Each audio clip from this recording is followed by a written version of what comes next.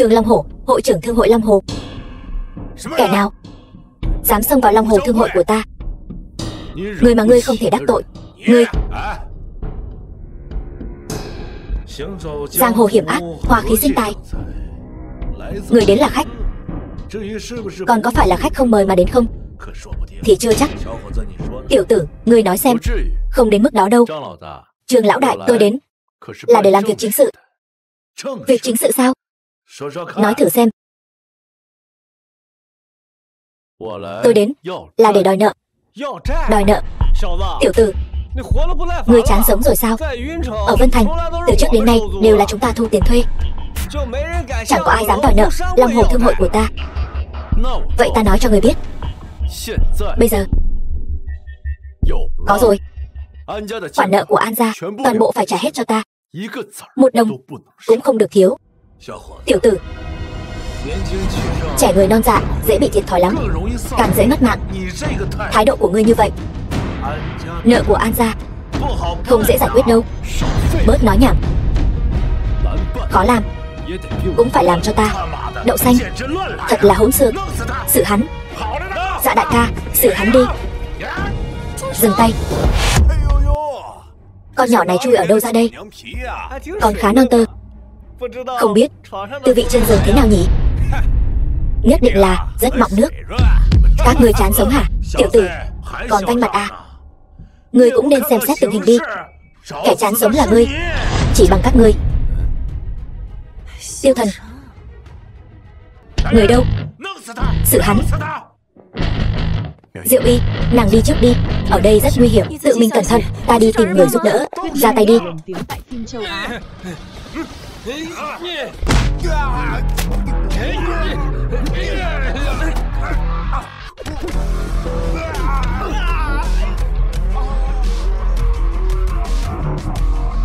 Cảnh giới tông sư.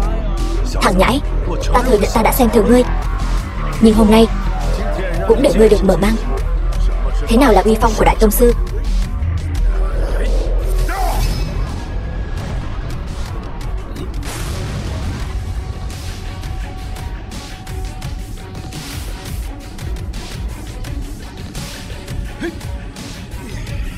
Không thể nào có thể bình an vô sự tiếp được hổ khiếu long quyền của ta.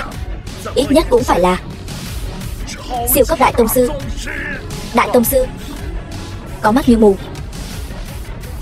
Phá cho ta.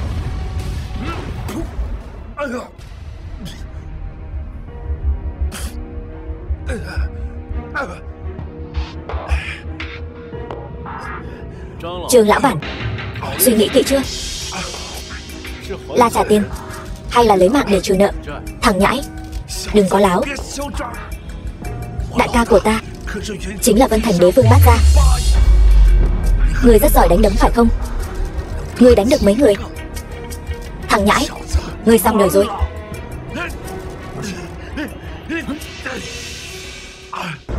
Đại ca, mau đến đây, có người đến phá đám. Đại ca, có người đến phá đám, mau đến đây.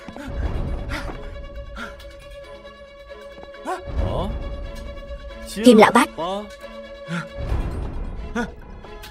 nếu ngươi không phục, ta sẽ cho ngươi cơ hội. Ta muốn xem thử là vị huynh đệ nào trên giang hồ, ngay cả Bát gia ta cũng không coi ra gì. Ta muốn xem thử tên Kim Lão Bát này có dám phản chủ hay không. Ngươi cứ đợi đại ca của ta đến, ngươi sẽ xong đời. Ai cũng không cứu được ngươi. Ai vậy? Cả Bát gia ta cũng không coi ra gì. Là ta.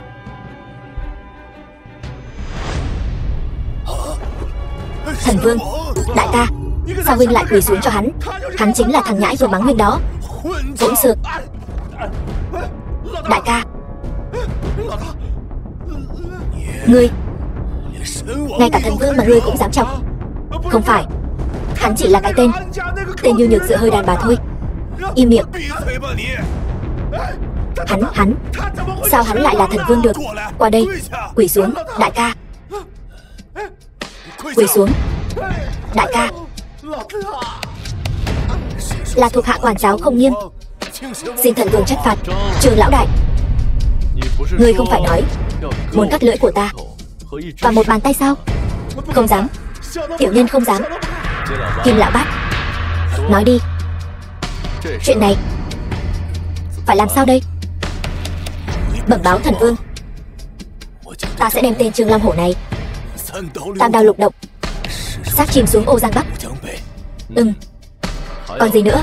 Còn nữa, Long Hổ Thương hội tất cả số nợ nần với An gia đều dâng lên toàn bộ. Ngoài ra còn dâng thêm 10 triệu tiền mặt, coi như bồi thường cho An gia. Không cần. Nợ bao nhiêu thì trả bấy nhiêu. Nếu Long Hổ Thương hội các ngươi còn làm chuyện gian ác gì nữa, ngươi hiểu chứ? Đợi ta trở về, ta nhất định nghiêm quản thuộc hạ. Bát gia, nghe nói Long Hổ Thương hội của ngươi đang làm khó An gia, cho ta chút thể diện. Chuyện này cho qua được không? Không giấu Ngọc tướng quân, Long Hổ Thương hội chúng tôi nợ An gia đã trả hết, và ta đã nghiêm trị thủ hạ. Xã hội hài hòa thì phải tuân thủ pháp luật chứ. Vậy thì tốt. Tên họ Tiêu kia, nữ nhân của ngươi còn ở dưới đó. Chúng ta đã giúp ngươi, ngươi một câu cảm ơn cũng không nói. Giúp ta? Nói đùa gì vậy? Thật là không lễ phép. Lão bà, lão công của nàng lợi hại chứ? Chuyện này đã giải quyết rồi. Nói gì vậy? Chưa kết hôn mà. Cũng sắp rồi. Ngươi nói xem, ta giải quyết cho ngươi một rắc rối lớn như vậy, ngươi có phải nên thưởng cho ta không? Chỉ cần Triệu thiếu gia đồng ý, ta cái gì cũng nguyện ý làm. Cái gì cũng nguyện ý làm sao? Được. Tiêu thần, bây giờ mọi chuyện đã kết thúc. Chúng ta về sau hãy sống tốt nhé.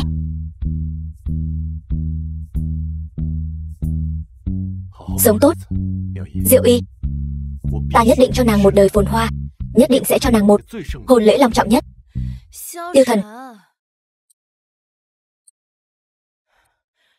ngươi thật sự một chút cũng không thay đổi. Diệu Y, Tiêu thần, ngươi bây giờ muốn mạnh miệng nói chuyện này là do ngươi giải quyết sao? Không phải ta đi giải quyết. Vậy còn ai giải quyết? Ta nói cho ngươi biết, chuyện này là ta đi cầu Triệu thiếu gia giúp chúng ta giải quyết. Triệu Phi Dương, người này ba hoa trích chòe. Diệu Y, người này không đáng tin đâu. Tiêu thần, người đang nói chính mình đấy à? Diệu Y, Triệu Phi Dương tên phế vật này, đừng nói trước mặt Kim Long Vương, cho dù trước mặt Trương Long Hổ, hắn cũng chẳng dám hó hé. Sao có thể là hắn giải quyết được? Thật nực cười.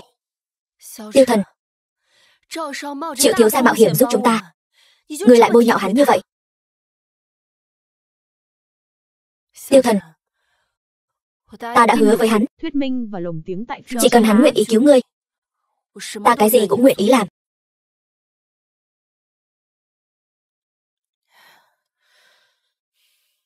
Ta bây giờ phải đi thực hiện lời hứa rồi. Nếu ngươi không chê, chúng ta về sau hãy sống tốt. Nếu ngươi để tâm thì đi đi, ta cũng không trách ngươi. Triệu Phi Dương dám mơ tưởng nữ nhân của ta, hắn tiêu chắc rồi. Tiêu thần, ngươi muốn làm gì? Hắn là ân nhân cứu mạng của ngươi, ngươi bây giờ đối xử với hắn như vậy sao? Ân nhân cứu mạng, hắn cũng xứng sao? Ta nói rõ cho ngươi biết, chuyện này là ta giải quyết. Ngươi không tin phải không? Ta liền gọi điện cho Kim Long Vương, bảo hắn lại đây. Kim lão bát, ngươi lập tức lăn lại đây cho ta. Dựa vào ngươi to tiếng với hoàng đế ngầm, một cú điện thoại liền bảo hắn lăn lại đây. Cho dù là diễn kịch thì cũng là người mời mọc. Ta không có gì để nói với ngươi.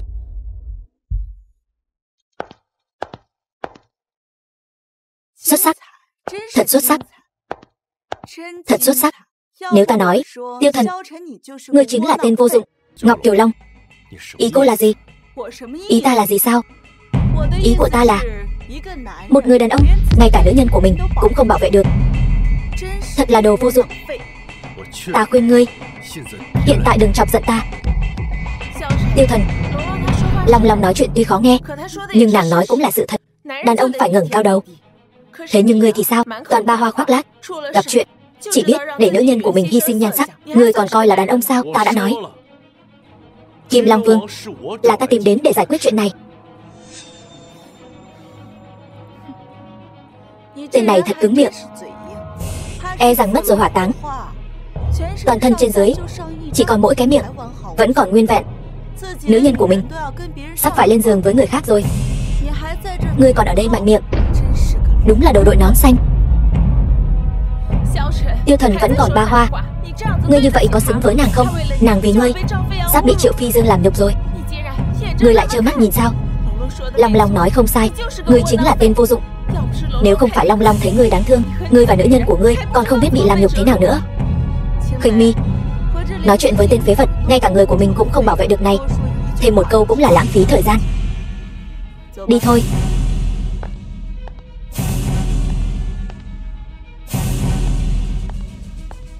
Sát khí thật nặng.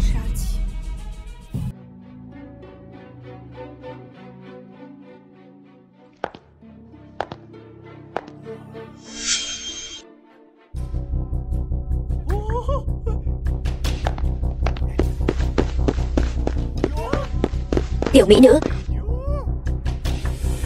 Mỹ nữ không vui sao? Hay là chơi với mấy anh một chút, vui vẻ một chút? Cút đi, đừng chạm vào ta. Hung dữ ghê. Lựu đạn. Lão tử hôm nay nhất định nếm thử con nhỏ này. Này anh em, hôm nay anh em mình phải xử lý con nhỏ không biết điều này. Các ngươi muốn làm gì? Làm gì hả? Đương nhiên là làm cô rồi. Diệu Y, chán sống hả? Thằng mặt trắng nào đây?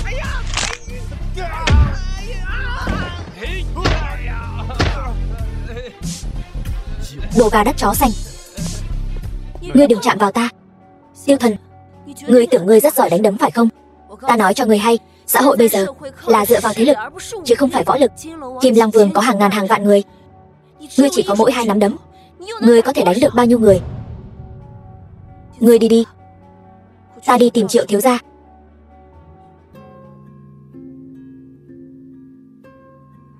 Alo Triệu thiếu.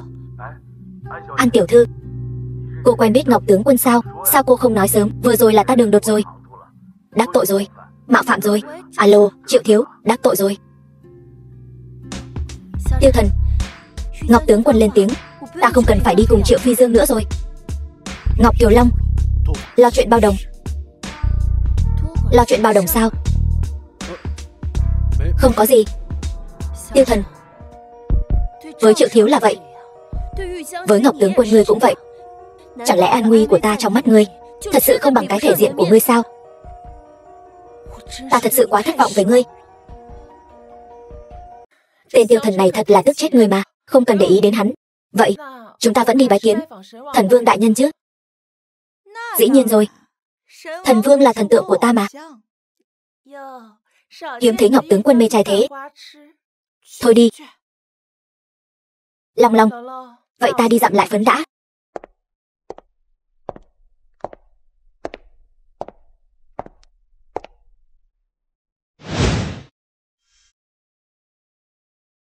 Kim Long Vương, hắn thật sự đến rồi. Tên Tiêu Thần đó, Tiêu Thần ca ca. Bà nội, nợ đã đòi lại được rồi. Lần này sẽ không cản trở con và Diệu Y nữa chứ? Không cản trở nữa. Bà nội, bà có ý gì vậy? Ta có ý gì? Hai đứa nói xem, ta có ý gì? Tiêu Thần, chuyện đã bại lộ rồi mà ngươi còn diễn. Nếu không phải Triệu thiếu ra tay, cái mạng cẩu của ngươi tiêu rồi. Hai đứa hợp tác lừa ta. Tiêu Thần, Diệu Y, ngươi đừng mơ tưởng nữa. Ta thấy vẫn là Triệu thiếu thích hợp. Bà nội, sự việc không phải như vậy. Bà nghe con giải thích. Ngươi giải thích cái rắm. Hễ có chuyện là dựa vào đàn bà. Đồ trứng thối.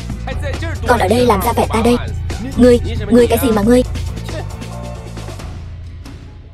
Ông nội, ông sẽ ủng hộ chúng con, đúng không? Cháu rể à? Không phải ta không giúp con, mà là việc này con làm quá không ra gì. Diệu Y là cháu gái của ta, cũng là nữ nhân của con. Sao con có thể để nó làm loại chuyện này chứ? Con còn giống đàn ông không? Thôi bỏ đi, hai đứa chia tay đi.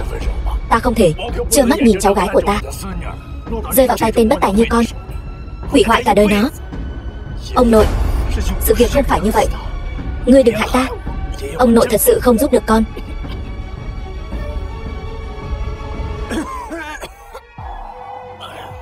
Diệu Y, còn có các vị, số nợ này là ta đòi lại. Chuyện cũng là do ta dàn xếp. Tiêu Thần, sự việc đã đến nước này rồi, ngươi còn muốn cứng đầu nữa sao? Đây chẳng phải tên phế vật nhà họ Tiêu đó sao? Triệu thiếu, lại đây, mau mời ngồi. Còn ngay ra đó làm gì nữa Diệu Y? Nhanh nhường chỗ ngồi đi.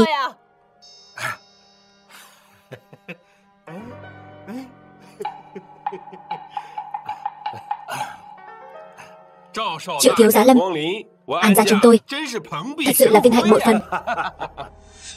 Triệu Phi Dương, khách sáo rồi. Ngươi đến đây làm gì? Ta đến để cầu hôn. Cầu hôn sao? Triệu gia các ngươi đúng là âm hồn bất tán, cứ như dẫm phải keo dính chuột vậy. Tiêu Thần, miệng mồm cho sạch sẽ. Tiêu Thần, ngươi nói ta giúp An gia đòi lại khoản nợ dai của thương hội Long Hồ, lại tiện thể cứu mạng cẩu của ngươi. Sao ngươi lại đối xử với ân nhân của mình như thế chứ? Cứu mạng ta, đòi nợ, ngươi cũng xứng sao? Tiêu Thần, ngươi làm gì vậy? Tiêu Thần, ngươi đối xử với ân nhân cứu mạng mình như vậy sao? Vong ân bội nghĩa, tâm địa dơ bẩn. Tiêu Thần, không ngờ ngươi lại là loại người như vậy. Triệu thiếu, cậu không sao chứ? Không sao. Không sao là tốt rồi. Alo, Kim lão bát, ta cho ngươi 5 phút mang hợp đồng đến An gia ngay lập tức. Tiêu Thần, ngươi có biết ngươi đang làm gì không? Xong rồi, bà nội, tên khốn này dám bất kính với Kim Long Vương. An gia chúng ta xong rồi. Xong rồi. Lão đại gọi chúng ta sao? Phế vật, ngươi bảo bọn họ mau vào đây, vào đi. Bắt hắn lại cho ta. Ta muốn xem thử là ai dám động đến Tiêu tiên sinh. Tiêu tiên sinh? Tiêu tiên sinh nào vậy? Trong căn phòng này có mấy vị họ Tiêu được gọi là tiên sinh. Ngươi đừng bảo là tên phế vật Tiêu Thần đấy chứ. Ngươi nói ai là phế vật? Long Vương. Tiêu Thần này chỉ là một tên vừa ra tù, nhu nhược vô dụng, tuyệt đối không thể nào là vị Tiêu tiên sinh mà ngài nhắc đến. Hắn chắc chắn là giả mạo, ngài ngàn vạn lần đừng để hắn lừa gạt. Hỗn xược. Câm miệng, đứng sang một bên cho ta. Dạ vâng. Tiêu tiên sinh, hợp đồng đã chuẩn bị xong cho ngài rồi. Diệu Y, em cứ nhận lấy đi. Ta đã nói rồi, ta sẽ giải quyết chuyện này mà. Mời nhận cho.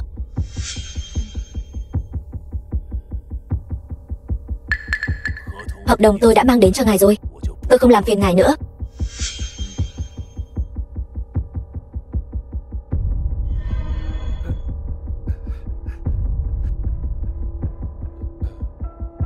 Bà nội, Tiêu Thần này sẽ không thật sự có bản lĩnh gì chứ?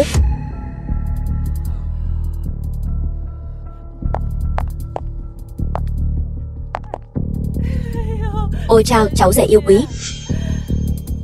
Vừa rồi Kim Long Vương cung kính với con như vậy, có quan hệ gì với con vậy? Bà nói chuyện này à? Trước đây hắn nợ con một ân tình, đã hứa sẽ ra tay giúp con một lần. Phế vật, ta còn tưởng là nhân vật lớn nào, hóa ra là cháu ngáp phải ruồi. Bà bớt giận đi, chúng ta không cần chấp nhặt với loại phế vật chỉ giỏi ba hoa trích chòe này. Chúng ta bàn việc chính thôi.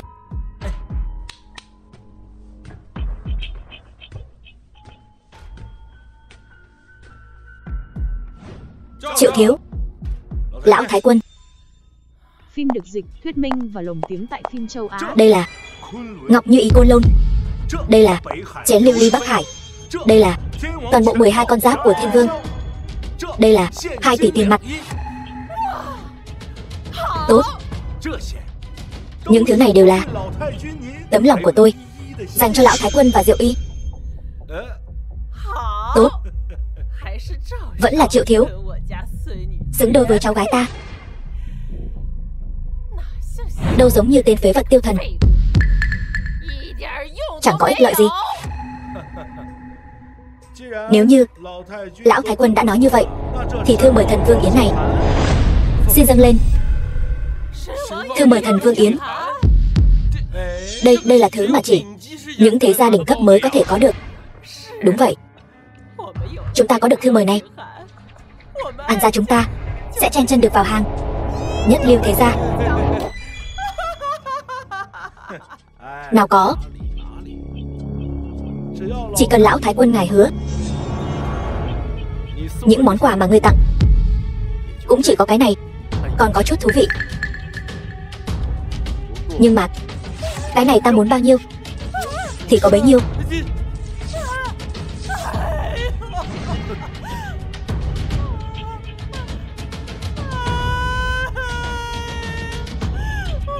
Thiệp mời của ta.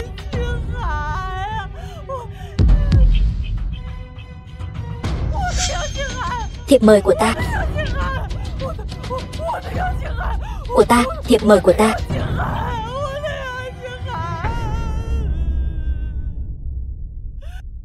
Thiệp mời của ta. Tiêu Thần, ngươi có biết ngươi đã làm ra chuyện gì không hả? Ngươi... Thiệp mời.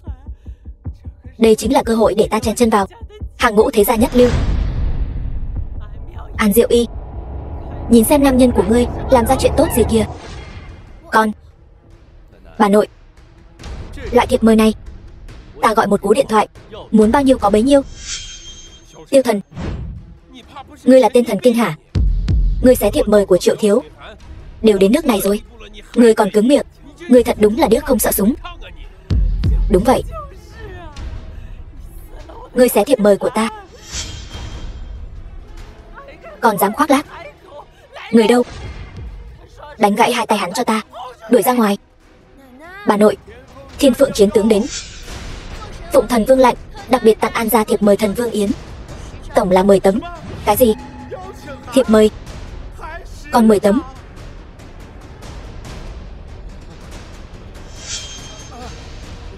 Bà nội, An gia chúng ta phát đạt rồi. 10 tấm đó. Tạ Thiên Phượng chiến tướng, tạ thần vương. 10 tấm thiệp mời này có thể cho An gia các ngươi, chứng tỏ thần vương hậu ái. Đặc biệt là An Diệu Y tiểu thư, tấm lòng nhân hậu. An gia trở nên quá hà khắc mới phải. Đúng vậy. Thiên Phượng, Triệu Phi Dương hoành hành bá đạo, còn mưu đồ làm nhục Diệu Y. Chuyện này xử lý thế nào? Đồ phế vật nhà ngươi. Việc này là thật sao? 1000% thật. Ngay cả Ngọc Kiều Long cũng biết chuyện này. Chiến tướng, người nghe ta giải thích, bớt nói nhảm. Người đâu? Lôi xuống, phế hắn một tay. Chiến tướng, người nghe ta giải thích. Chiến tướng, ta oan uổng mà. Chiến tướng, người nghe ta giải thích. Chiến tướng.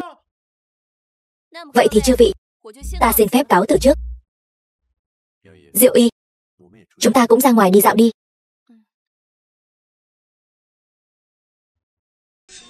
Hóa ra Tiêu Thần tiểu tử này lợi hại như vậy. Bà nội, cứ để bọn họ chạy như vậy sao? Nếu không, vậy thì còn có thể làm sao? Ta nói là Tiêu Thần, cứ để hắn chạy như vậy sao? Còn mang theo Diệu Y, tiểu tử thối. Lời không thể nói như vậy. Tiêu Thần hiện tại chính là nhân vật lớn rồi. Ông nội, lão đại nhân vật gì mà hắn cũng xứng. Con không bao giờ tin hắn là đại nhân vật. Ngươi không thấy hắn một cú điện thoại liền đem Kim Long Vương cùng với Thiên Phượng chiến tướng đều gọi đến đây sao? Ngốc nghếch. Chỉ bằng Tiêu Thần hắn là đại nhân vật gì chứ? Còn một cú điện thoại liền gọi được Thiên Phượng chiến tướng đến.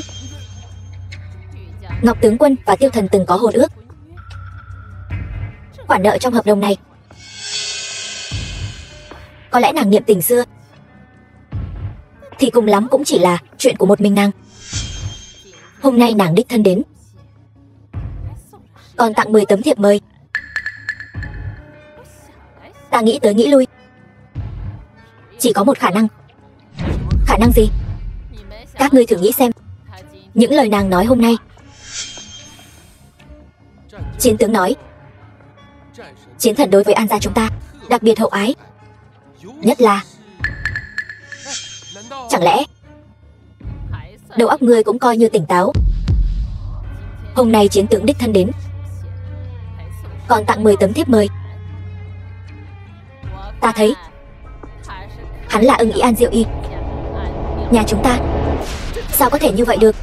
Thần vương cao cao tại thượng, thần long thấy đầu không thấy đuôi, chí tôn thần vương sao lại không thể? Thần vương tuy cao cao tại thượng, nhưng hắn cũng là người. Diệu Y nhà chúng ta là đệ nhất mỹ nhân Giang Thành, xứng với thần vương, không kém. Ông nội, bà nội, vậy nói như thế, An gia chúng ta sắp bay lên trời rồi. Sao thế? Không vui hả? Đi, cùng uống một ly. Đi nào. Thật ra, ta cũng không vui. Tiêu Thần, ta đang nói chuyện với ngươi đấy. Nghe nói, ngươi là Tiêu gia khí thiếu. Là Tiêu gia ở đế đô sao? Phải, hay là ngươi đi theo ta đi? Mộc tiểu thư, nói đùa gì vậy? Ta không nói đùa. Ta thấy ngươi so với vị hôn phu của ta, Tiêu Nghị mạnh hơn nhiều. Tuy hắn ta trông nho nhã lịch thiệp, nhưng ta luôn cảm thấy hắn ta không ổn, hình như đang che giấu một mặt rất đáng sợ. Vị hôn phu của cô là Tiêu Nghị, đâu chỉ là không ổn, hắn bạc tình bạc nghĩa, khát máu thành tính. Ngươi có thù oán với hắn ta, có chút xích mích, vậy thì tốt quá rồi. Dù sao ta cũng không thích hắn ta. Hay là chúng ta thử xem sao? Dù sao An gia cũng không ưa ngươi. Ngươi thích ta sao? Đang tỏ tình hả? Đương nhiên rồi. Ta rất coi trọng tiềm năng của ngươi. Vậy nếu tương lai ta vẫn không nên cơm cháo gì, thì ta đành gả cho gà theo gà, gả chó theo chó vậy. Sao rồi? Soái ca, xin lỗi, Diệu Y có ân cứu mạng ta. Không, ta không cam lòng. Duyên phận là như vậy đấy. Ta còn một câu hỏi cuối cùng. Ngươi nói đi, giả sử ngươi gặp ta trước, ta và An Diệu Y, ngươi chọn ai? Ta phải đi rồi. Tiểu tử ngươi chắc không phải còn muốn quay lại dây dưa với An Diệu Y chứ?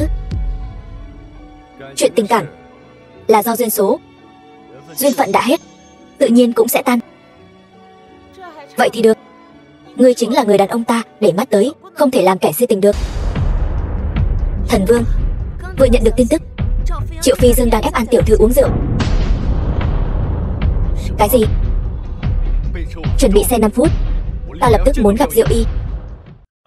An Diệu Y, rượu này hoặc là hôm nay cô uống, hoặc là An gia phá sản.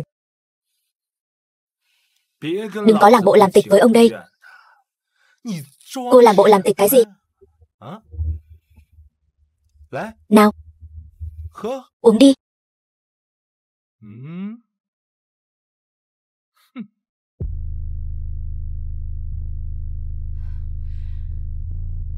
Tôi uống.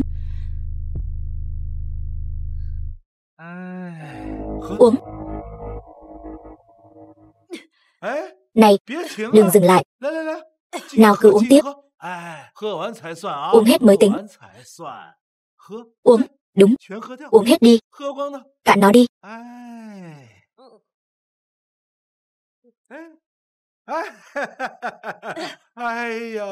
Được, tốt lắm.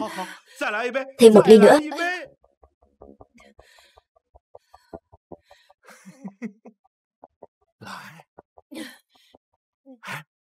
Uống. Nào, thêm nữa.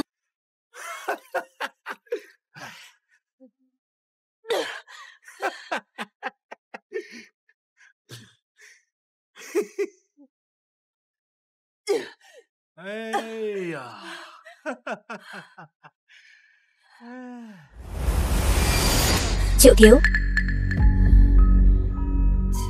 rượu đã uống nhiều thế này rồi. Chuyện anh hứa với chúng tôi về An gia cũng nên thực hiện rồi chứ. Hả? Chuyện gì? Chuyện gì vậy Diệu Y? Anh đã hứa với tôi rồi.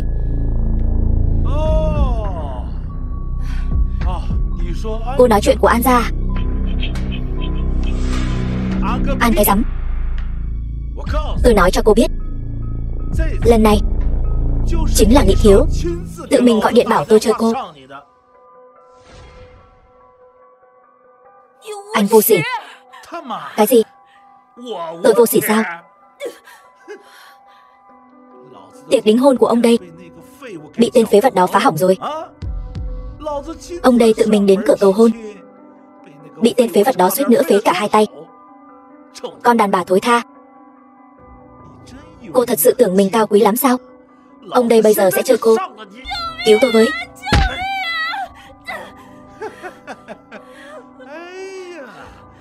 Phản kháng sao? Cô có kêu rát họng cũng chẳng ai để ý đâu. Lại đây. Anh buông tôi ra. Cứu mạng.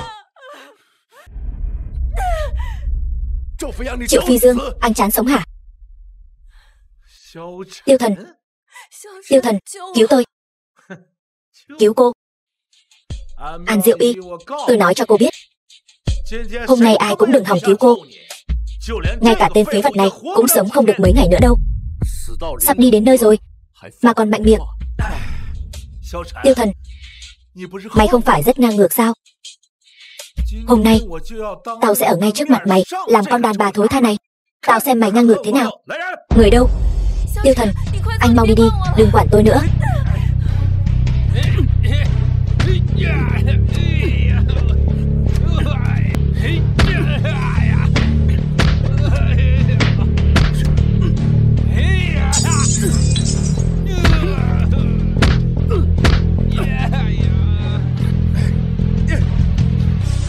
Sao có thể? Mày đừng tới đây. Mày lại đây tao xử cô ta.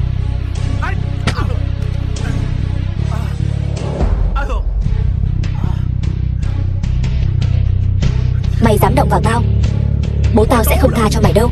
Vô ích thôi.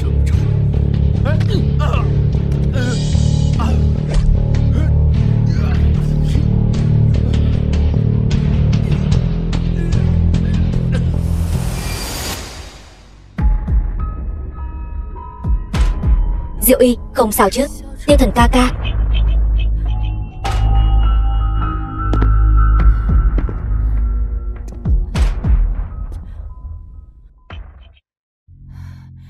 Tiêu Thần ca ca, tôi khó chịu.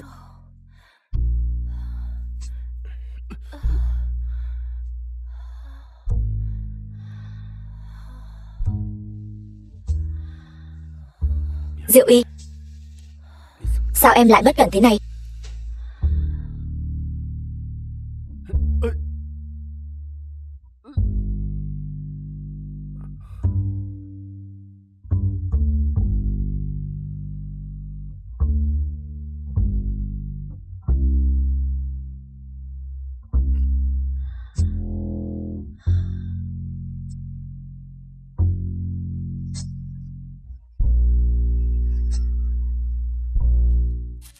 Diệu Y, Tiêu Thần ca ca của nhà em lợi hại chứ? Cũng tạm được. Xin lỗi Tiêu Thần ca ca, trước đây đôi khi tôi đối với anh hơi quá. Không sao, Tiêu Thần ca ca, chúng ta về thôi. Chí tôn tản huyết dị động. Nhịn một chút.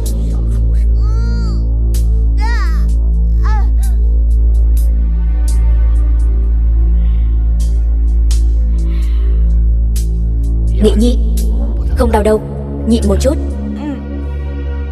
Phim được dịch, thuyết minh và lồng tiếng tại phim châu Á.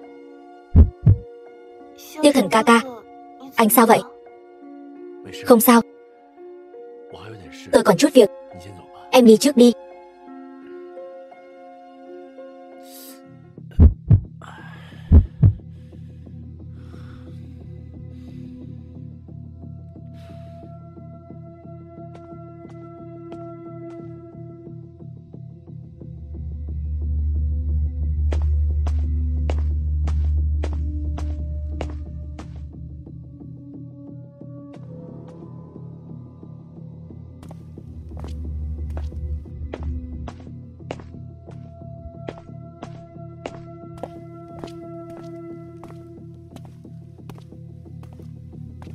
Hôm nay tôi sẽ làm điều này ngay trước mặt cậu.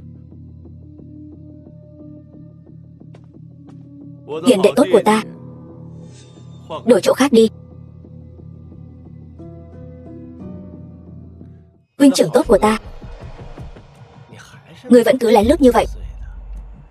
Ngươi sợ là đang nói chính mình đấy. Hiền đệ tốt của ta, thanh cốt của ta, dùng tốt chứ? Tốt, thật sự là quá tốt. Thanh cốt của ngươi cộng thêm trọng đồng thần nhãn của ta, dùng thật sướng. Chỉ là không biết ngươi còn dùng được bao lâu. Huynh trưởng ngu ngốc của ta, ngươi thật đúng là cứng miệng. Nói đi, ngươi thiên kiêu Tiêu gia này đến Vân Thành với mục đích gì? Chắc cũng không đến mức là muốn đem ta, kẻ phế vật không có thánh cốt này, diệt tận gốc dễ chứ? Huynh trưởng tốt của ta, ngươi đúng là nghĩ nhiều rồi. Hiện tại ngươi bất quá chỉ là một phế vật không có thánh cốt. Ta căn bản không để ngươi vào mắt. Ngươi muốn xuống địa ngục cũng phải xếp hàng. Lần này ta đến là vì thần vương. Thần vương, Tiêu gia ta là đệ nhất gia tộc đế đô. Nếu thêm cả thần vương, cho dù là long đế cũng phải kiêng dè. Thì ra ngươi đến để lôi kéo thần vương, muốn cho Tiêu gia tiến thêm một bậc. Không sai. Không ngờ phụ tử các ngươi ngoài tâm ngoan thủ lạc, bạc tình bạc nghĩa, cái tài nịnh hót cũng tăng trưởng. Vì quyền quý, thiên lý đến Vân Thành. Ngươi hiểu cái gì? Thần vương chẳng qua chỉ là một kẻ vô danh tiểu tốt, không biết từ đâu chui ra, ngẫu nhiên được chút khí vận mà thôi. Đối với những gia tộc ngàn năm như chúng ta, chẳng qua chỉ là thằng hề nhảy nhót, chỉ có thể làm quân tiên phong cho vương. Thì ra phụ tử các ngươi là muốn lợi dụng thần vương vào lúc mấu chốt, lấy thần vương ra đỡ tai họa. Thông minh. Ngươi tưởng thần vương là kẻ ngốc sao? Sẽ giúp ngươi sao? Ngươi hiểu cái gì? Tiêu gia ta tồn tại ngàn năm, là đệ nhất gia tộc ở đế đô. Thần vương nhất định sẽ lên con thuyền lớn Tiêu gia ta, khai sơn phá thạch cho Tiêu gia ta. Hiền đệ tốt của ta, ngươi thật thẳng thắn, mưu đồ toàn bộ đều nói ra. Không sợ ta nói cho thần vương sao? Dựa vào ngươi, dựa vào thứ phế vật như ngươi, có thể gặp được thần vương sao? Ta sẽ sợ ngươi. Cho dù ngươi có thể gặp được thần vương, một tên phế vật bị vứt bỏ, tù nhân cải tạo không một xu dính túi, một em cuốn mất nhà mất cửa, ngươi nói xem, thần vương sẽ tin ai? Chưa chắc đâu. Vậy chúng ta cứ chờ xem.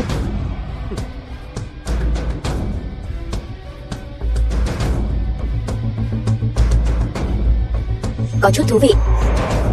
Huynh trưởng tốt của ta, chúng ta cứ từ từ chơi. Ngươi dám động vào nữ nhân của ta, ta sẽ từng chút hủy diệt ngươi, hủy diệt nỗ lực của ngươi, hủy diệt tất cả những gì ngươi quan tâm. Ta phải thưởng thức bộ dạng ngươi giãy giụa. Hôm nay mọi người đều đã đến đông đủ, vậy chúng ta hãy thương nghị một chút, xem làm thế nào để xử lý An gia này. Trực tiếp khiến An gia phá sản là được rồi. Đúng, phá sản. An gia đắc tội Tiêu gia. Tiêu Thần, tiểu tử thối tha kia, còn sát hại con trai ta, đáng lẽ phải cho bọn họ trả giá. Phi Dương, con qua đời thật thảm.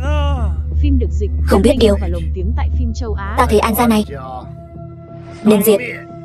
Diệt An gia. Khẩu khí thật lớn. Tiêu Thần, chỉ bằng các ngươi còn muốn diệt An gia là sao? Ngươi sát hại con trai ta, còn dám bênh váo. Đợi ta diệt An gia, kẻ tiếp theo chính là ngươi. Chỉ sợ ngươi không có cái mạng đó. Nói khoác không biết ngượng. Ngươi là tên tiểu tử thối tha từ đâu đến? Tiểu tử, ta nói cho ngươi biết, hôm nay chúng ta không phải chèn ép, mà là muốn An gia diệt môn. Tiêu Thần ca ca, chúng ta đang cầu cạnh người khác, nói chuyện đừng có sắc sực như vậy. Diệu Y, không sao, tin tôi, Chư vị, An gia chúng tôi ở Vân Thành bao nhiêu năm tận tụy, lập được bao công lao, đối với chư vị ở đây đều có đóng góp. Các người lại đối xử với An gia như vậy sao? An tiểu thư, tôi biết An gia những năm nay quả thực đã làm không ít chuyện, nhưng thời thế đã khác rồi. Bây giờ An gia không được nữa rồi. Đừng trách chúng tôi dậu đổ bìm leo. Chẳng lẽ muốn tất cả chúng tôi đều cùng An gia uống gió Tây Bắc sao? Ngươi thật là một lũ vong ân bội nghĩa, đồ trơ trẽn. Người trẻ, ngươi nói cái này có tác dụng gì? Bây giờ là thời đại nào rồi? Vong ân bội nghĩa thì đã sao? Thời đại bây giờ là phải hướng về tiền, hướng về tiền thôi. An Diệu Y đắc tội với Tiêu gia, công lao nhiều đến đâu cũng vô dụng. Hôm nay An gia nhất định diệt vong. Khẩu khí thật lớn. Kim Long Vương, Tiêu tiên sinh, mời ngồi. Kim Long Vương, ngươi chính là Kim Long Vương, kẻ phá gia diệt môn, vứt xác hoang dã. Ngươi cũng có chút nhãn lực. Không biết Kim Long Vương hôm nay đến đây có chuyện gì? Trương Long Hổ, hội trưởng thương hội Long Hồ, chắc hẳn không phải là vì An gia và tên tiểu tử này mà đến đây chứ. Hôm nay ta đến chỉ có một việc, chính là muốn sự quyết hội trưởng thương hội. Cái gì? Kim Long Vương, ngươi không phải đang nói đùa chứ? Kim lão bát, giữa ban ngày ban mặt không được nói đùa như vậy. Lão tử chưa bao giờ nói đùa. Hoặc là thương hội giải tán, hoặc là hội trưởng mất mạng. Kim Long Vương, ngươi tuy là đế vương ngầm lớn nhất Vân Thành, nhưng ngươi cũng không thể làm như vậy. Hắn dám sao? Trong mắt Tiêu gia, biết điều thì ngươi là Long Vương, không biết điều ngươi chỉ là con cá bống có thể xử lý. Thật sao?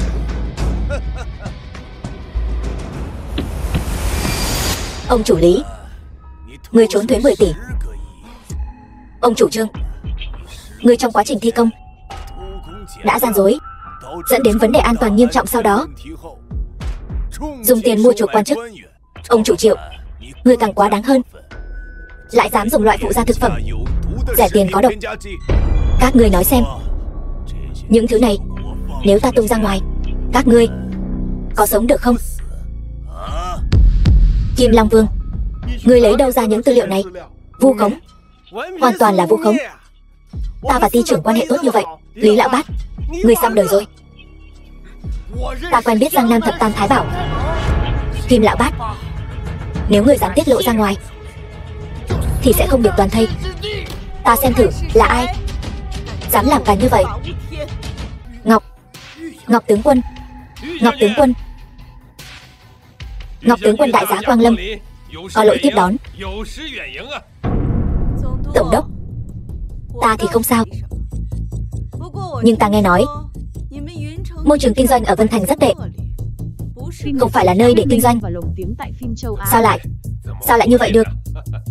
Có phải có ai đó chọc giận Ngọc tướng quân không? Cũng không có. Ngọc Kiều Long ta chưa bao giờ ghi thù riêng, nhưng mà sao ta lại nghe nói có kẻ muốn ân đền oán trả, thậm chí còn muốn người ta không được toàn thây. Ai?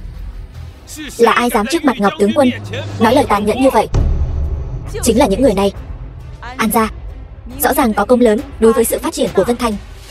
Những người này lại dựa vào quyền thế mà hoành hành bá đạo, có ý đồ tiêu diệt An gia.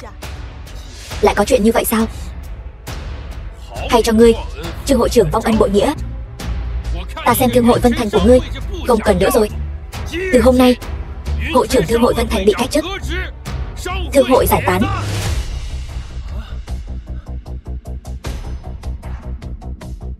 Không chỉ có vậy, những người này từng người một cấu kết với nhau, ở Vân Thành làm sằng làm bậy. Bằng chứng đều ở đây. Ngọc tướng quân,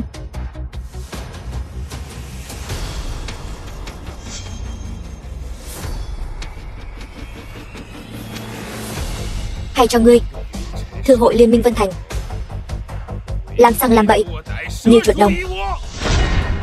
Người đâu? Bắt hết những người này lại,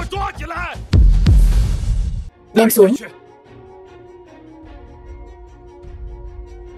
Ngọc tướng quân, ngươi xem xử lý như vậy đã hài lòng chưa? Cũng tạm được. Ngươi hài lòng là tốt rồi. Hài lòng là tốt rồi. Tiêu tiên sinh, ta xin cáo lui trước.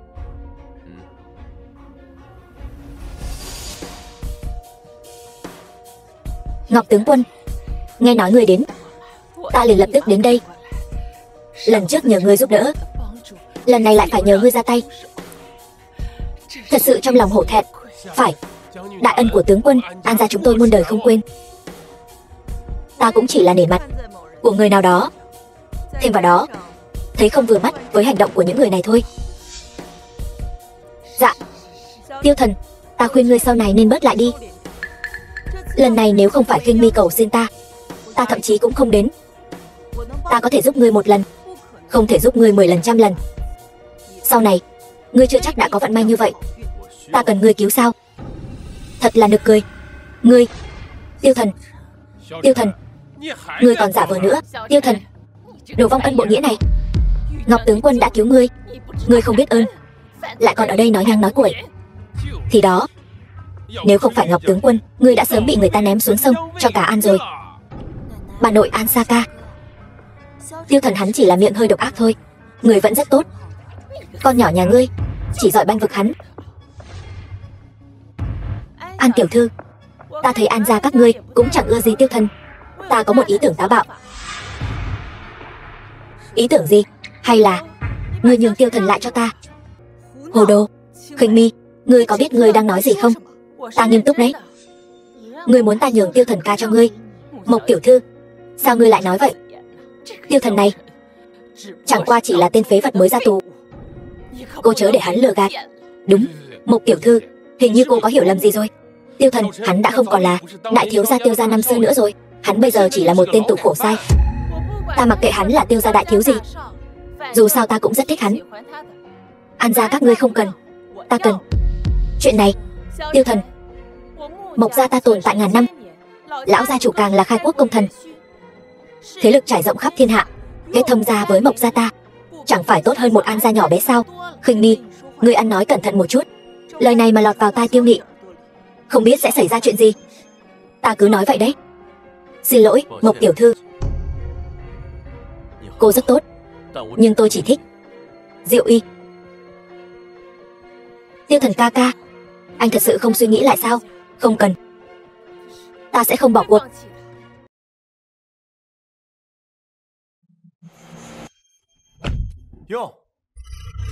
Đây chẳng phải bạn của An Diệu Y của chúng ta, An tiểu thư sao?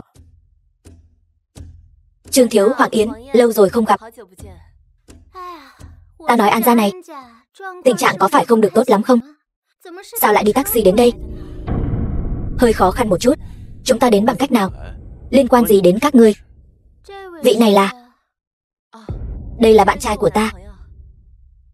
Diệu Y, không phải ta nói ngươi tìm được loại đàn ông nào thế này, đến cái xe cũng không mua nổi. Đâu có giống Trương thiếu nhà ta, vừa mới tậu cho tôi chiếc Mercedes to đùng. Ta thích là con người của anh ấy. Có xe hay không không quan trọng.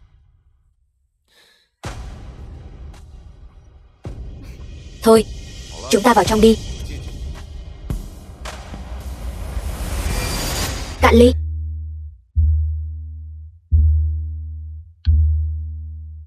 Diệu Y, nghe nói ở đây món ăn ngon lắm, em ăn nhiều một chút. Đồ nhà quê, món này tất nhiên là ngon rồi. Khách sạn này là thuộc Thương hội Long Hồ, khách sạn 7 sao duy nhất ở Vân Thành. Chỉ riêng cái phòng này thôi cũng đã 100.000 tệ rồi. Còn về món ăn thì lại càng đắt đỏ hơn. Một bữa ăn như thế này, sợ là ngươi bán nhà cũng không trả nổi đâu nhỉ. Anh ta có nhà hay không còn chưa biết được. Đúng vậy, Thương hội Long Hồ thảo nào, đó là sản nghiệp của Kim Long Vương. Yên tâm đi, bữa ăn hôm nay tôi mời. Diệu Y, năm đó tôi theo đuổi em mãi, em cũng không đồng ý. Bây giờ sao lại để ý đến một tên phế vật như vậy?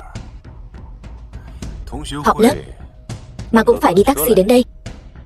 Tiếc là bây giờ hối hận cũng đã muộn rồi. Diệu Y, mấy người bạn học của em cũng thật kỳ quặc. Nói chuyện kiểu gì vậy? Mấy món này đắt không? Tôi gọi món, chưa bao giờ nhìn giá cả. Tôi nói cậu cũng khá giỏi diễn đấy. Đúng đó, dựa vào cậu, sợ là đến một cái lá cải trắng cũng không mua nổi đâu. Đây là sản nghiệp của Long Vương. Long Vương cũng chỉ là con cá bống nhỏ thôi. Đừng nói là bàn ăn này, cho dù là khách sạn này, hắn ta cũng phải cung kính tặng vào tay tôi. Đồ ngốc, sẽ không liên lụy đến chúng ta chứ? Tên khốn nạn, cậu muốn xuống mộ phải không? Kim Long Vương chính là hoàng đế ngầm của Vân Thành, ăn miếng trả miếng. Cậu dám nói hắn ta như vậy? Cậu có biết xuống mồ là như thế nào không? Trương Thiếu, hay là chúng ta báo cáo với quản lý đi. Chúng ta không gánh nổi chuyện lớn như vậy. Ăn miếng trả miếng. Tôi e là Kim lão bát đứng trước mặt tôi, rằng cũng không dám nghe ra. Cậu dám gọi thẳng tên Kim Long Vương, đây là đại bất kính. Người đâu? Có chuyện gì? Quản lý, chính là tên ngứa đòn này. Hắn dám sỉ nhục Kim Long Vương. Cậu mới là tên ngứa đòn. Tiêu tiên sinh là khách quý nhất của thương hội Long Hồ chúng tôi. Anh nhầm rồi phải không? Hắn ta khách quý, đồ có mắt như mù.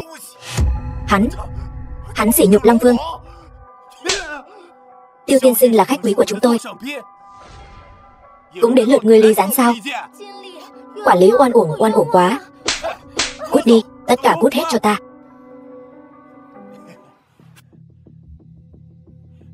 Xin lỗi Tiêu tiên sinh, đã để ngài sợ hãi. Không sao, chúng ta tiếp tục.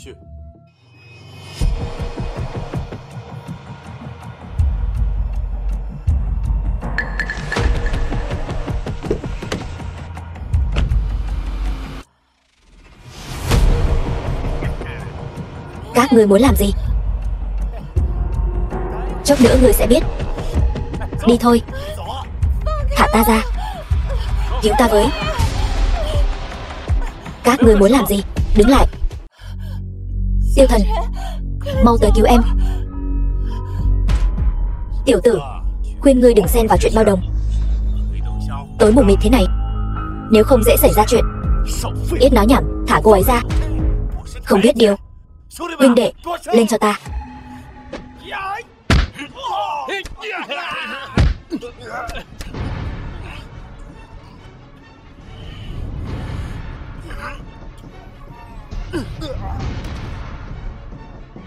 Tiêu gia sẽ không bỏ qua cho ngươi. Chỉ là bọn ô hợp thôi.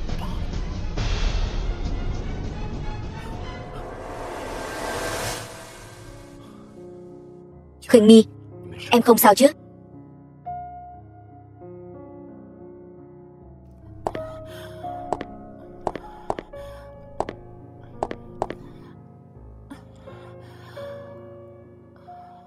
Đây là đâu? Đây là nhà ta. Yên tâm đi, muội đã an toàn rồi. Tiêu thần, muội muốn tắm. Trong phòng thay đồ có quần áo.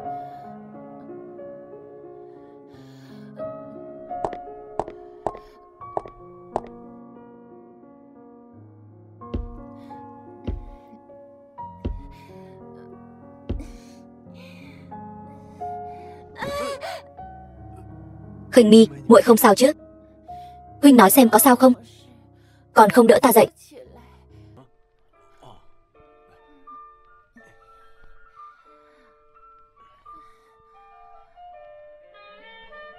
Muội nghỉ ngơi trước đi.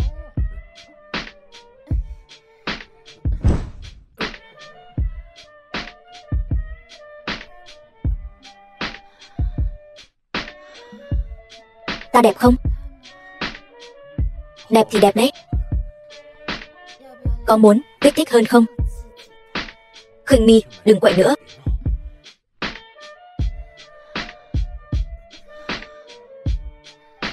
Vậy hôm nay ta tạm tha cho huynh.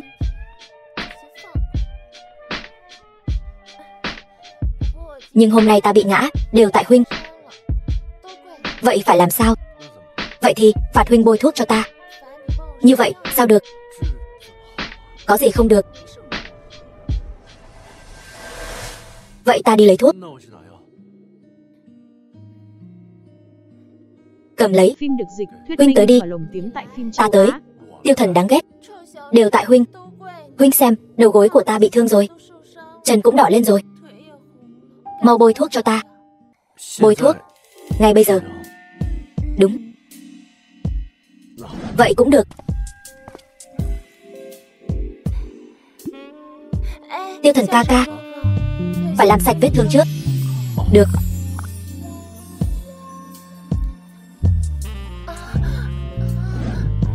Sao vậy?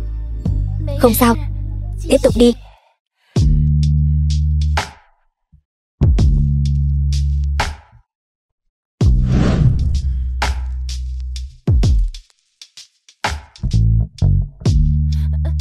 Chỗ này không thể bôi thuốc trực tiếp được. Phải hút máu bầm ra mới được. Hút kiểu gì? Ở đây ngoài ta ra chỉ còn Tiêu Thần ca ca thôi. Vậy cũng được. Vậy thì sao? Tiêu Thần ca ca, Huynh là tốt nhất. Thôi được rồi. Không phải chỉ hút máu bầm thôi sao?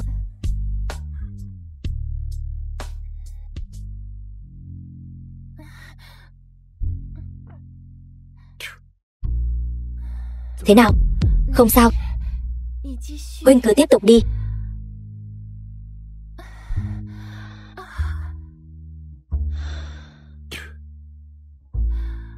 Xong rồi. Đầu đau quá. Ai bảo cô say xỉn? Anh thừa lúc tôi say. Làm gì tôi rồi? Không làm gì cả. Không làm gì cả. Vẫn là đàn ông sao? Hôm qua say quá, không nhìn rõ. Đây là Trung Thiên Vân Sở Nhất Viện. Phải rồi. Vậy sao anh lại ở đây? Tôi vẫn luôn ở đây. Nhất Viện là nơi thần vương ở. Vậy chẳng phải anh là... Cô còn biết à? Cô với Ngọc Kiều Long tối nào cũng đến làm phiền tôi. Bực quá đi mất. Cái gì? Một tiểu thư sao lại một mình uống rượu dài sâu vậy? Cần ngươi quản sao? Có gì không vui à? Chẳng phải vẫn là chuyện cũ dích đó sao? Ta đã nói là ta không muốn gả. Cứ nhất quyết ép ta. Tiêu Thần, uống với ta một ly. Ta còn có việc phải làm. Đâu có gấp gáp thế. Tiêu Thần ca ca, Huynh cũng không muốn. Chuyện Huynh là thần vương đại nhân bị ta nói ra ngoài chứ.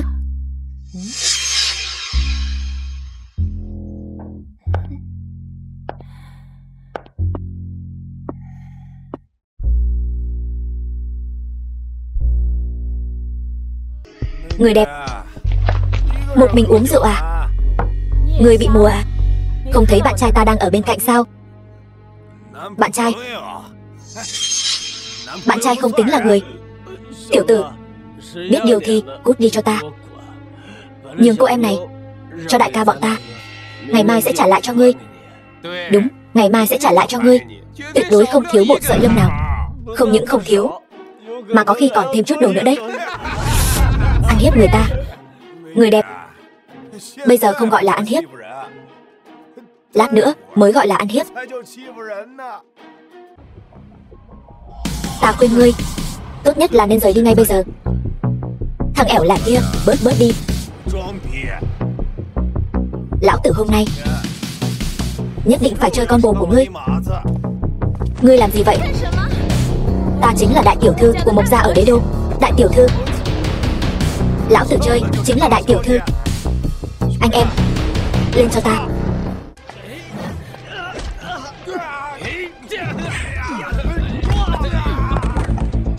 Tiêu Thần, muội sợ. Không sao. Nói, các ngươi là ai? Tên tiểu tử thối. Ngươi xong đời rồi. Ngươi tiêu rồi. Bọn ta là người của Long Hồ Thương Hội. Long Hồ Thương Hội à? Vừa hay, bọn bay tự chui đầu vào giọ. Đưa ta đi gặp đại ca của ngươi. Ngươi dám ra lệnh cho ta? Đừng, đại ca, tôi sai rồi. Ngươi là cha ta, tôi đưa ngài đi là được mà. Đại ca, có một tên nhóc tìm đại ca, đánh bị thương hết anh em rồi. Xem thử là huynh đệ nào trên giang hồ dám không nể mặt Trương Kiếm Nghiệp ta. Đưa vào đây. Trương Kiếm Nghiệp, nói cho ta biết, Kim Long Vương ở đâu? Trương Kiếm Nghiệp, em trai Trương Long Hổ. Là ngươi. Ngươi nhận ra ta. Dù ngươi có hóa thành tro, ta cũng nhận ra ngươi. Cái bộ dạng thâm thù đại hận này của ngươi, là ta đã xử cha mẹ ngươi, hay là hại huynh đệ của ngươi? Ngươi đoán đúng rồi đấy. Ngươi còn nhớ Trương Long Hổ chứ? Là cái tên của Long Hổ Thương Hội. Trương Long Hổ sao?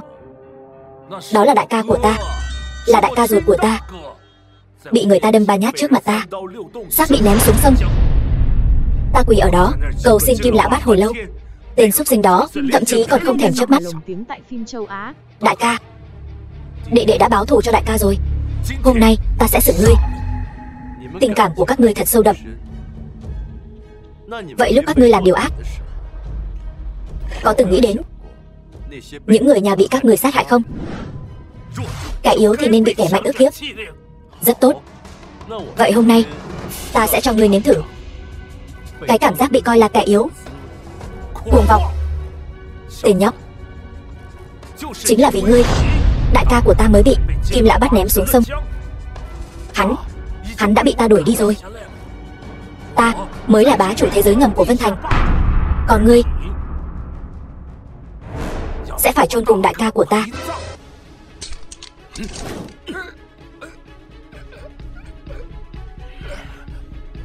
Tiêu gia sẽ không tha cho ngươi. Tiêu gia, lại là Tiêu gia. Xuống địa ngục cùng đại ca của ngươi. Hối lỗi đi. Chạy mau. Lại là Tiêu gia. Chuyện gì vậy? Còn nhớ đêm hôm đó không? Đêm đó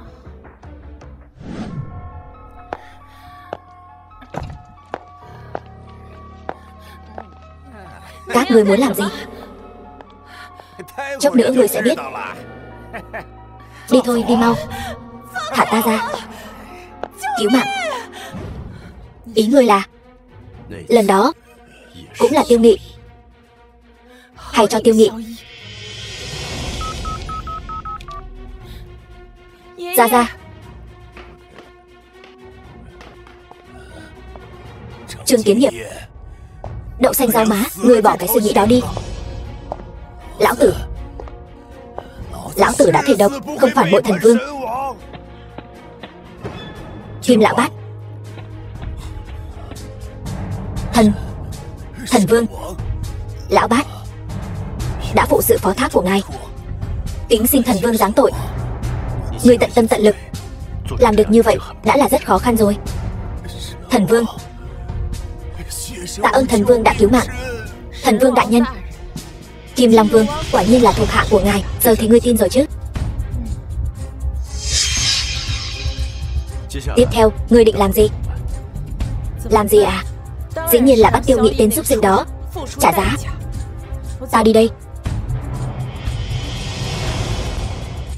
Ngươi nói gì? Tiêu Nghị muốn cưỡng bức ngươi? Đúng vậy. Long, ta nuốt không trôi cục tức này. Đi cùng ta đến chỗ Tiêu Nghị đòi lại công đạo. Tiêu Nghị trông cũng bình thường mà. Chẳng lẽ chỉ là lời nói một phía của Tiêu Thần? Không được nói Tiêu Thần ca ca như vậy. Tiêu Nghị hắn trông thì bình thường, thực chất hắn là tên biến thái rình mò, đồ bệnh hoạn. Đã gọi là Tiêu Thần ca ca rồi kìa. Hắn cho ngươi uống bùa mê thuốc lú gì rồi? Hắn đã cứu ta. Ta đã gọi điện cho Gia Gia rồi. Gia Gia đã điều tra rõ, quả thực là do tên Tiêu Nghị đó làm. Gia Gia và mọi người đang trên đường đến đây, nói sẽ đích thân đòi lại công đạo cho ta. Tiêu Nghị này đúng là tên súc sinh. Nhưng mà Tiêu Thần có thể cứu ngươi, cũng coi như có chút đàn ông. Tiếc là chỉ là đồ vô dụng. Nếu đi lính sẽ là một tay thiện xạ. Ta thấy Tiêu Thần rất tốt. Hay là ngươi suy nghĩ lại? Không có gì để suy nghĩ. Tiêu Thần hắn đã tàn phế rồi. Đàn ông của ta có thể chịu đựng hắn sa đọa nhất thời, nhưng không cho phép hắn trầm luân mãi được. Chí tôn thần vương, bậc đế vương cái thế, thiên chi kiêu tử mới là mẫu người lý tưởng của ta. Vậy thì tốt. Như vậy ta cũng không tính là cướp đàn ông của ngươi. Khuynh Mi, ta thật sự không biết ngươi nhìn trúng hắn ở điểm nào. Ta thấy hắn là người tốt, vậy là đủ rồi. Long Long, không biết đến ngày người biết sự thật sẽ có biểu cảm gì. Người tự mình không phát hiện, ta cũng sẽ không nói cho người biết.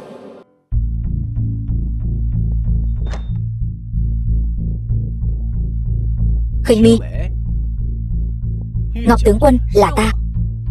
Hai vị đại giá Quang Lâm, có chuyện gì sao? Tiêu Nghị, tự ngươi rõ trong lòng. Khuynh Mi, ta thật sự không rõ.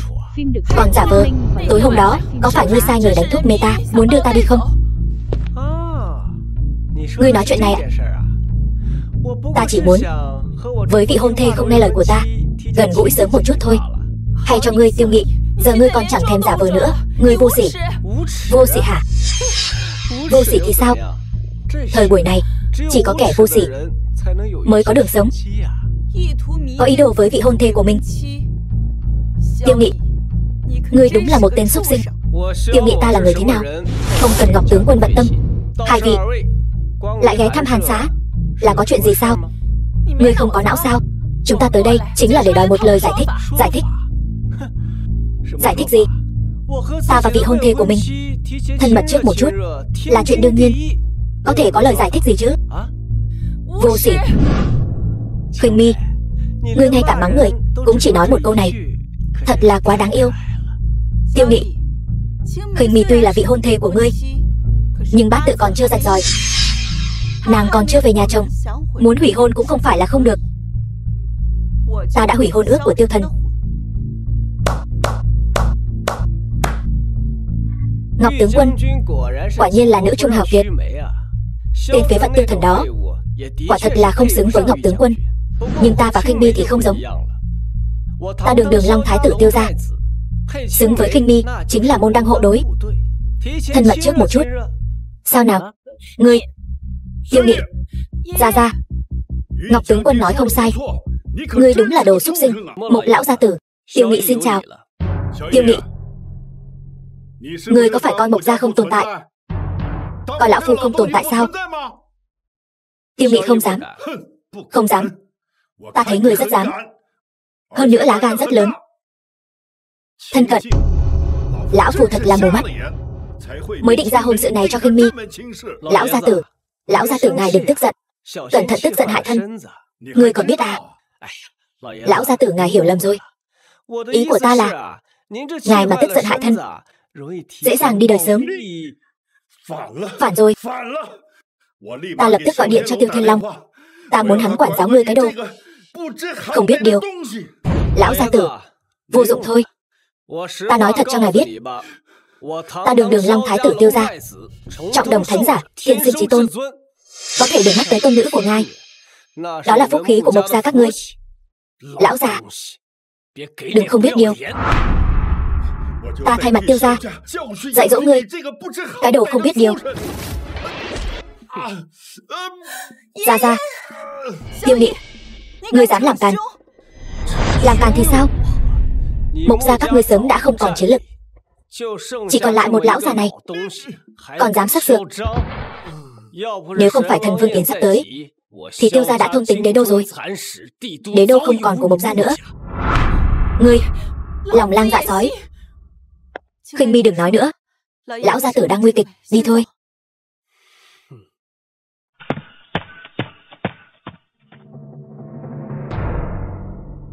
Vị hôn thê hư hỏng của ta ơi, ta rất mong chờ lúc chúng ta thành hôn. Sao Gia vẫn chưa tỉnh lại? Mộc Khuynh Mi đều tại cô. Nếu không phải tại cô, Gia làm sao lại ra nông nỗi này? Mọi người đừng nói nữa, nghĩ cách đi.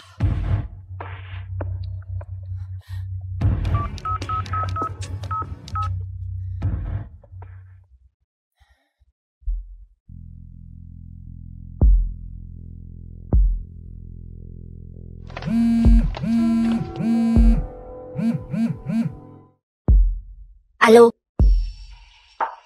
Được. Có chuyện gì vậy? Diệu Y, Mộc lão gia xảy ra chuyện rồi, anh qua xem sao. Vậy anh cẩn thận. Được.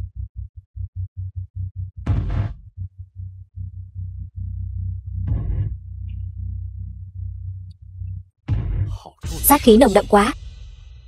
Này, đồ hạ tiện, Đây không phải là nơi ngươi nên đến. Cút ngay. Phim được dịch. Kêu người nhà họ Mộc ra nói chuyện. Tại phim châu Á. Thằng nhãi danh cũng dám láo. Chán sống hả?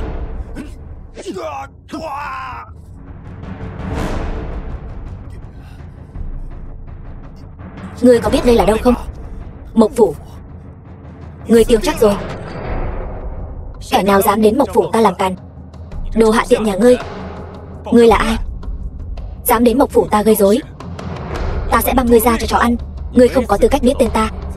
Ta đến tìm Mộc lão gia, khẩu khí thật lớn. Gia gia ta bệnh rồi. Nếu ngài là bằng hữu của gia gia ta thì xin hãy quay lại vào ngày khác, hôm khác quay lại. Đây là lão gia không sống qua nổi ngày mai. Ngươi dám nguyền rủa lão gia đi đời. Người đâu? Đánh ngục hắn đi. Dừng tay. Các ngươi đang làm gì vậy? Khinh Mi, ta muốn dạy dỗ tên nói năng hàm hồ này. Cô có ý kiến gì? Các ngươi hãy tôn trọng một chút. Vị này là ta mời đến để xem bệnh cho Gia Gia. Tiêu Thần. Cái tên phế vật nhà họ Tiêu đó hả? Chữa bệnh cho Gia Gia. Chính hắn ta. Thứ miệng còn hôi sữa cũng biết y thuật sao? Tiêu Thần, anh ấy rất giỏi. Cho dù có biết, ngươi với cái tên tạp chủng Tiêu Nghị kia cũng là người nhà họ Tiêu. Ai biết được ngươi đến là để cứu lão gia hay là đến hại lão gia? Đúng vậy. Tên này vừa rồi còn nguyền rủa lão gia. Mộc Khinh Mi, cô có phải gian díu với hắn ta không? Cô ông sòng cái gì vậy? Ta đã nói rồi mà, Mộc lão gia cần tĩnh dưỡng. Giác tiên sinh, ngài đến rồi. Bác sĩ, cái tên nhãi danh này lại dám nói Gia Gia ta không qua khỏi ngày mai. Hắn, ngươi một tên hạ tiện. Là cái thá gì chứ? Ngươi lại là cái thá gì? Anh ấy là do tôi mời đến, bác sĩ giỏi nhất quốc tế. Gia Gia chính là anh ấy phụ trách. Chỉ là một tên Tây y quen. Tiêu Thần, ngươi đâu phải bác sĩ, có tư cách gì mà lên tiếng? Tây y trị ngọn không trị gốc. Huống chi tôi thấy bệnh của Mộc lão gia, ngọn ngươi cũng chẳng trị được. Tôi không trị được à? Chẳng lẽ ngươi trị được? Đương nhiên trị được. Ngươi là một tên tội phạm. Chẳng lẽ thật sự biết y thuật? Ngươi thôi đi. Nếu ngươi trị khỏi cho ông nội ta, ta theo họ ngươi. Không thử sao biết được? Ta là người có y thuật cao minh nhất thế gian này. Ngươi sỉ nhục ta. Được, ta so tài với ngươi. Chị không khỏi Mộc lão gia, ngươi phải đi đời. Được, cứ thử xem. Nếu ngươi không trị khỏi cho ông nội ta, ta sẽ băm ngươi cho chó ăn.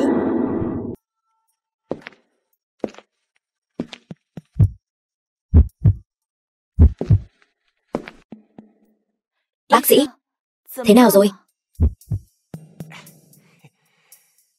Hôm qua tôi đã cho lão gia chuyển rất nhiều dược phẩm nhập khẩu. Lão gia hiện tại thể trạng đã hồi phục rồi. Tôi đoán chẳng mấy chốc sẽ tỉnh lại. Hay quá, bác sĩ cao minh. Bọn đông y các ngươi chỉ thích làm trò ma quỷ, quyền hoặc cứ ngồi bên cạnh tính toán, có tác dụng gì? Tôi thấy đông y các ngươi vẫn không ổn. So với Tây y chúng tôi kém xa. Phải, trong y học, Tây y mới là tiên tiến nhất. Tây y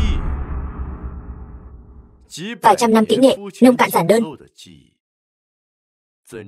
sao hiểu được đạo lý viên thâm của đông y? Mộc lão gia không chỉ bị Tiêu Nghị làm bị thương, mà còn trúng tà khí. Các ngươi không trị khỏi được đâu. Ngươi bớt ở đây nói hưu nói vượn. Tiêu Thần, hay là thôi đi. Ông nội, ông nội, ông nội, ông tỉnh rồi. Xem ra Mộc lão gia đã khỏi rồi. Người đâu? Lôi nó ra cho chó ăn. Phế vật, cái nhà này tà khí ngút trời. Lát nữa lão gia nhất định sẽ thất khiếu chảy máu. Tên tiện dân hèn hạ kia dám nguyền rủa ông nội ta. Giác thần y đã giúp ông nội ta khôi phục ý thức. Ngươi biết cái gì? Còn ở đó giả vờ giả vịt. Không tin thì thôi. Không hậu tiếp. Mộc gia há là nơi ngươi muốn đến thì đến, muốn đi thì đi sao?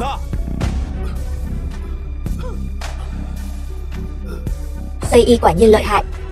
Ông nội sắp tỉnh rồi, để ta đi bắt tên nhóc đó về, tạ tội với ngươi. Mộc Hổ, ông nội sắp tỉnh rồi, trước tiên hãy chăm sóc ông nội đi. Vẫn là thần y lợi hại, đó là đương nhiên. Tây Y mới là tiên tiến nhất. Tên tiện dân hèn hạ đó, hắn biết cái gì? Ông nội, sao lại thế này? Khí huyết nghịch lưu, thất khiếu chảy máu. Không thể nào. Tên tiện dân đó, hắn ta chắc chắn là đoán mò. Sao vậy bác sĩ? Phải làm sao bây giờ? Giờ làm sao đây? Tôi không biết. Chắc chắn là hắn giở trò. Mau đi tóm thằng nhãi đó về đây. Phim được dịch, thuyết minh và lồng tiếng Đứng lại. châu Á.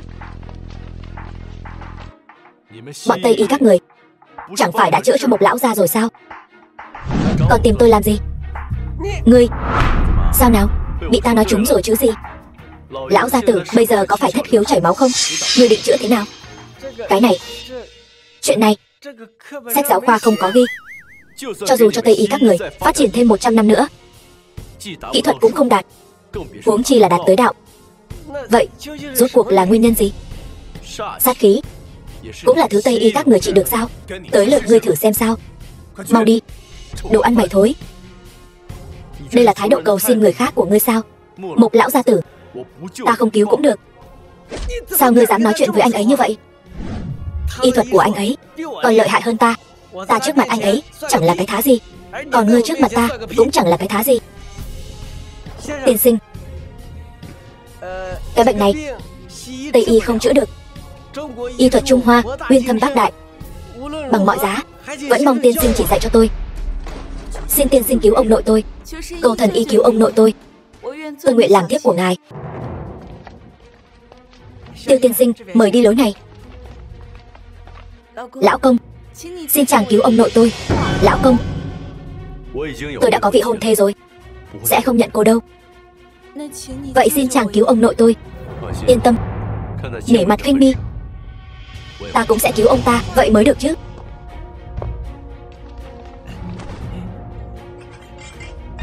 Tiên sinh, đây là chứng động kinh. Tôi đây có kháng sinh và thuốc an thần. Xin hỏi ngài cần loại nào? Ai nói với người đây là động kinh? Sát khí gì đó ta không hiểu, nhưng động kinh tôi chắc chắn hiểu rõ hơn ngươi, bởi vì tôi chính là bác sĩ chuyên khoa thần kinh. Đây chính là chỗ khôi hài của Tây Y. Chỉ nhìn bề ngoài, không nhìn nội tại. Không thể nào. Đây chính là động kinh. Tôi bây giờ sẽ tiêm thuốc an thần. Lão gia tử chắc chắn sẽ nhanh chóng bình phục lại. Ông nội,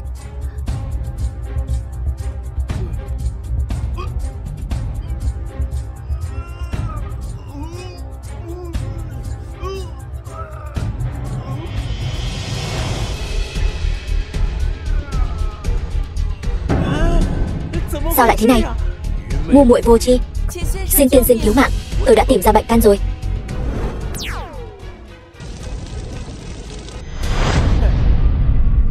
Ta còn tưởng ngươi thực sự có bản lĩnh, hóa ra là một tên điên.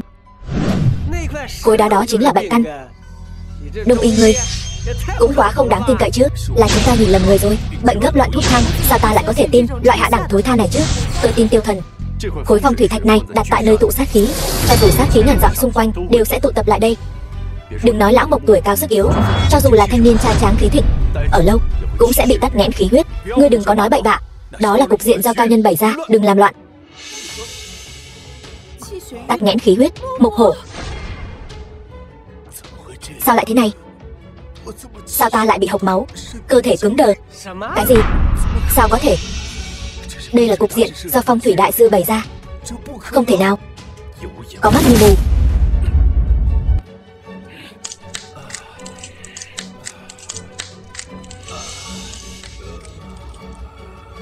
Gia Gia tỉnh rồi. Gia Gia, ông cuối cùng cũng tỉnh rồi. Ta bị làm sao thế này? Thần y, đây là phương pháp gì vậy? Ta phục rồi. Ta thật sự phục rồi. Trung y thật hay. Tây y chúng ta chỉ là đồ bỏ đi. Ta cút ngay bây giờ. Nếu một lão gia đã tỉnh, ta còn có việc, sẽ không ở lại lâu. Cùng tiến, Tiêu tiên sinh. Mộc hổ, sắp xếp cho ta. Ta muốn tham gia thần vương yến ngày mai. Tiêu gia còn muốn lôi kéo thần vương. Ngày mai ta sẽ đến trước mặt thần vương. Ta muốn vạch trần Tiêu gia Và cái tên Tiêu Nghị, lang tâm cẩu phế này. Vâng ra, truyền cử lập tức chuẩn bị xong. Hôm nay yến tiệc thần vương, nghe nói Chí Tôn thần vương sẽ xuất hiện. Chúng ta phải thể hiện cho tốt mới được. Ngu xuẩn. Cứ tự nhiên đúng mực là được. Cần gì phải nịnh nọt như vậy? Bà nội, có ý gì vậy? An gia ta trước tiên được 10 thiệp mời. Sau đó con bé Diệu Y này lại được Thiên Phượng chiến tướng đích thân mời đến. Vị Thiên Phượng chiến tướng này chính là phó tướng của thần vương đó. Điều này có nghĩa là gì? Ngươi không hiểu sao? Con hiểu rồi. Chỉ với hai chuyện này, thần vương chắc chắn là đã để mắt đến Diệu Y nhà ta rồi. Người khác cần phải bám víu, chúng ta chỉ cần an tĩnh đợi thần vương là được. Chiến tướng đích thân nghênh đón, Diệu Y trở thành thần hậu chỉ là chuyện sớm muộn thôi. An Sa, cái miệng của ngươi vẫn hôi hám như ngày nào. Tiêu thần ca ca. Tiêu thần, tên khốn kiếp nhà ngươi, sao ngươi vào được thần vương yến? Ai cho hắn vào? Ta tự vào. Tiêu thần, tên phế vật nhà ngươi từ đâu mà vào đây? An ninh đâu? Các ngươi đều là đồ bỏ đi à? Còn không mau đến đuổi người. Thần vương yến, ta muốn đến thì đến, muốn đi thì đi. Ai cản được ta? Cuồng vọng. Tiêu thần, đây là thần vương yến đấy. Hôm nay người không giải thích rõ ràng thì coi chừng vào thì đứng, mà ra thì nằm. Ta lời nói nhảm với ngươi. An ninh, đuổi hắn ra ngoài cho ta. Tiêu Nghị, ngươi nói ai là phế vật? Lão già, ngươi vẫn chưa đi đời à? Bộ xương già này của ta vẫn còn cứng lắm. Vậy thì để ta tiễn lão nhân ra một đoạn đường cuối cùng. Tiêu Nghị, ngươi thật là không coi ai ra gì. Ta cảnh cáo ngươi, xem hôm nay là ngày gì. Nếu ngươi còn dám tấn công, ta sẽ bẩm báo Long Đế cho ngươi thân bại danh liệt. Ngươi, lão già này, đợi sau thần vương yến xem ta xử lý ngươi thế nào. Ân nhân, mời các vị an tọa. An tiểu thư, mời tôi. Mời tôi làm gì? Thần vương có lệnh, mời cô đi thay y phục. Thay y phục? Ta không đi. Nha đầu, đến lúc này rồi còn cứng đầu à? Mau đi thay y phục đi. Đúng vậy, cơ hội được thần vương để mắt đang ở ngay trước mắt. An Diệu Y, cô còn do dự gì nữa? Thiên Phượng chiến tướng, trong lòng ta chỉ có một mình Tiêu thần ca ca. Diệu Y, đi đi. Tiêu thần ca ca, đi đi, đi đi. Thằng nhãi này cũng làm được chút chuyện ra hồn. Đi đi, nhanh lên.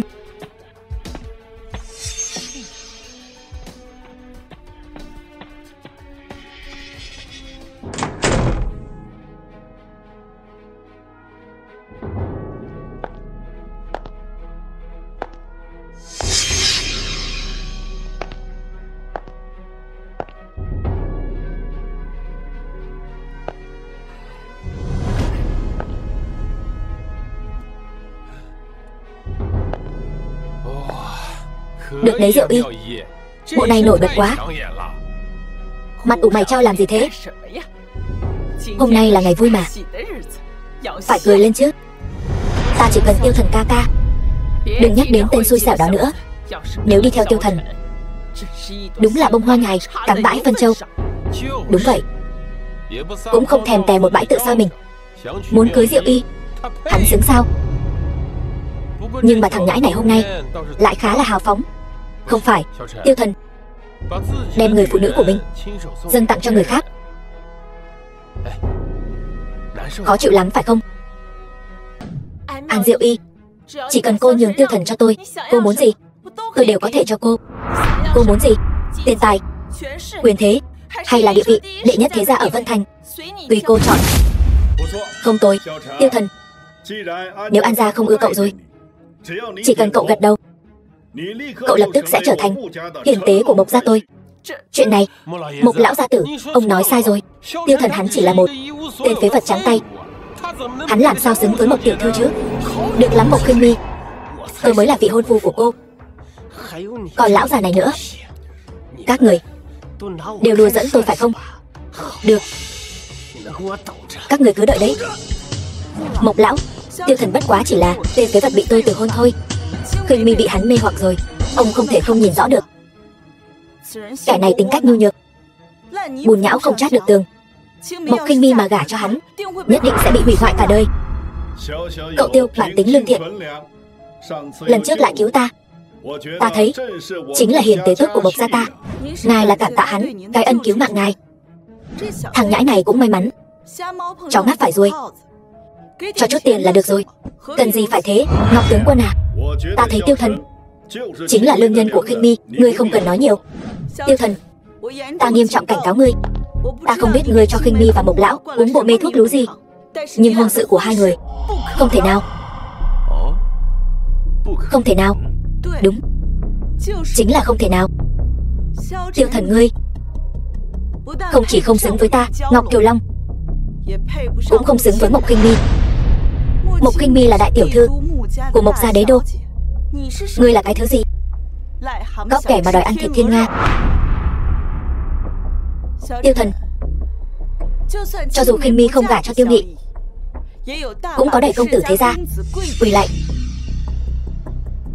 Còn ngươi, một kẻ bị Tiêu gia vứt bỏ, tù nhân cải tạo vừa ra tù, giữ được mạng đã là may rồi. May mắn cứu được Mộc lão. Chắc là ngươi chỉ muốn tiền thôi. Tiền sao? Còn giả vờ. Người đâu?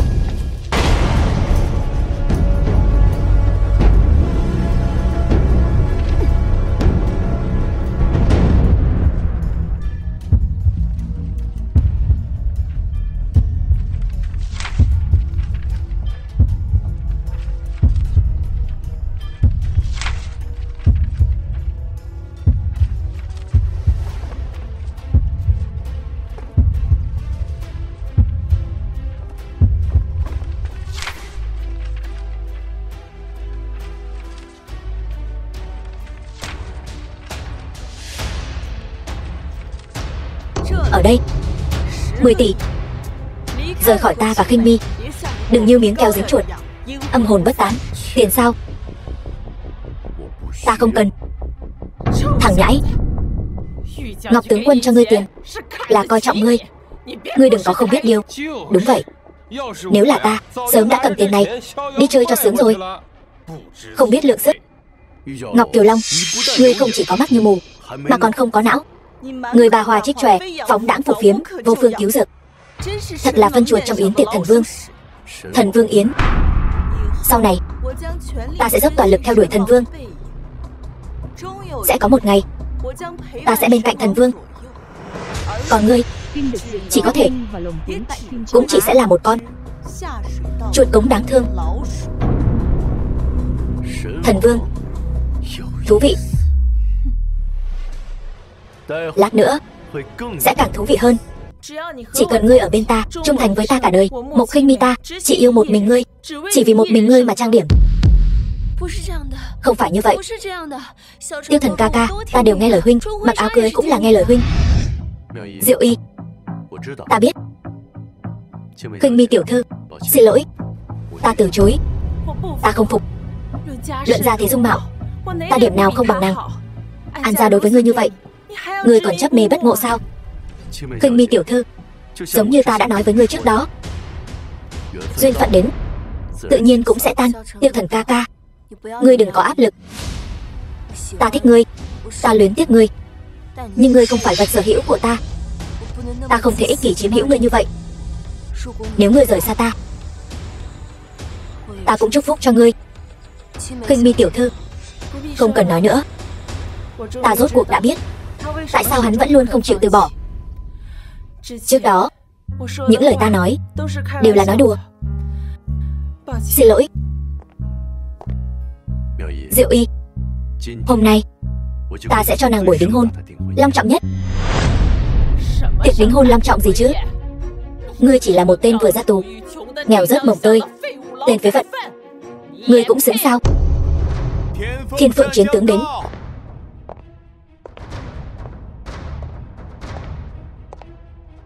Các người đang cãi nhau cái gì? Cái gì không xứng? Thiên Phượng chiến tướng. Không, không có gì. Không có việc gì là tốt rồi. Tiếp theo, bắt đầu chuyện chính.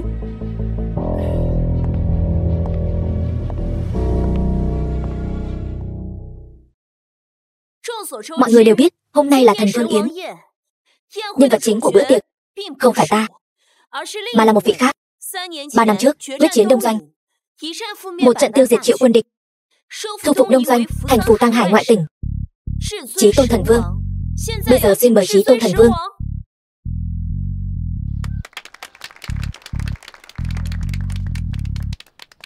Này, Tiêu Thần ca ca, đây chính là Thần Vương Yến.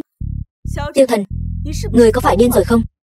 Thần Vương xử địch, thu phục phù Tang, không thể so với đám côn đồ của lão bát. Người đắc tội thì cứ đắc tội. Ngươi nếu còn làm loạn, ta cũng không bảo vệ được ngươi. Hơn nữa, Thần Vương là thần tượng của ta. Ta không cho phép loại người cặn bã như ngươi phá hoại yến tiệc của ngài ấy. Tiêu Thần, ngươi ngồi xuống trước đi. Có chuyện gì? Đợi Thần Vương Yến kết thúc rồi hãy nói. Diệu Y, ta đã nói, ta sẽ cho ngươi một buổi tiệc đính hôn long trọng nhất. Tin ta đi. Ngươi đi ngăn hắn lại đi. Ngăn ta làm gì? Long Long, tin tưởng tôi. Đừng lên đó. Ý gì vậy? Thằng nhóc này là ai vậy? Nói là Thần Vương xuất hiện, sao lại là thằng nhóc Tiêu Thần kia? Xong đời rồi. Đều tại tên khốn Tiêu Thần này. Ta đã nói rồi, không đoạn tuyệt quan hệ với hắn triệt để. An gia chúng ta sớm muộn gì cũng bị hủy trong tay hắn. Thằng nhóc này nói cho Diệu Y tiệc đính hôn lớn nhất, không lẽ là ăn cái Thần Vương Yến sao? Thần Vương xác định triệu người, hắn có mấy cái đầu đủ cho ngài ấy chém hả? Hôm nay là yến tiệc của Thần Vương, đối với ta mà nói là một ngày vô cùng trọng đại. Ta muốn cho vị hôn thê của ta, An Diệu Y. Tiêu Thần, ngươi cút xuống cho ta. Đây là yến tiệc của Thần Vương, không phải nơi ngươi có thể đến. Ngươi còn không xuống, cơn thịnh nộ của Thần Vương ngươi không thể gánh vác nổi đâu. Thiên Phượng, ngươi giở trò gì vậy? Sao lại dám tự ý đem Thần Vương Yến cho kẻ khác mượn? Đây chính là trọng tội. Chốc nữa, ta sẽ bẩm báo tất cả với Thần Vương. Ngươi có nghe thấy không, tiểu tử, mau cút xuống. Tiêu gia, Mộc gia đều không bảo vệ được ngươi đâu. Mau cút xuống đi. Không được, ta phải lôi tên tiểu tử này xuống. Đúng là chán sống mà. Thần Vương nói không chừng đã thấy hết mọi chuyện rồi. Không được, không thể đợi Thần Vương ra mặt. Đến lúc đó thì mọi chuyện đã muộn rồi. Long Long, ngươi hãy tin ta, chúng ta là bạn thân mà. Ngươi bây giờ đi lên lại không hay đâu. Tại sao? Bởi vì kẻ mà các ngươi đang nói tới, tên tội phạm Tiêu Thần đó, mới chính là nhân vật chính hôm nay. Anh hùng của cô, cái thế vương giả Chí Tôn Thần Vương. Chiến tướng Thiên Phượng tham kiến Thần Vương. Khinh Mi, cô đã biết từ trước rồi đúng không? Cứ nhìn ta làm trò cười. Không, không phải vậy. Khó trách cô đối với Tiêu Nghị chẳng coi ra gì, ngược lại cướp hôn với An Diệu Y để gả cho hắn. Tiêu Thần, ta biết ngươi không cam lòng, nhưng hiện thực chính là tàn khốc như vậy. Vậy sao? Ta không mong ngươi như thần tượng của ta, Chí Tôn Thần Vương, xử triệu tên địch, đại anh hùng như vậy. Tiếc thay, ngươi bây giờ chỉ là một tên tội phạm mới ra tù. Rồng không ở cùng rắn. Hôn sự này tự hôn là cái chắc. Nực cười, thật nực cười. Tiêu Thần, Thần Vương, thì ra chàng nói đúng. Ta thật sự là có mắt như mù. Rõ ràng thích chàng như vậy, lại luôn đả kích chàng, bôi nhọ chàng, nói chàng là đồ xấu xa, thậm chí tự tay hủy hôn ước với chàng. Khinh Mi, thì ra ta vẫn luôn là một trò cười. Ta thật hối hận. Không thể nào, tuyệt đối không thể nào. Tiêu Thần, sao có thể là Thần Vương được? Hắn chẳng qua chỉ là một tên phế vật bị ta đánh bại mà thôi. Lên đây nào, Diệu Y, còn không mau đi.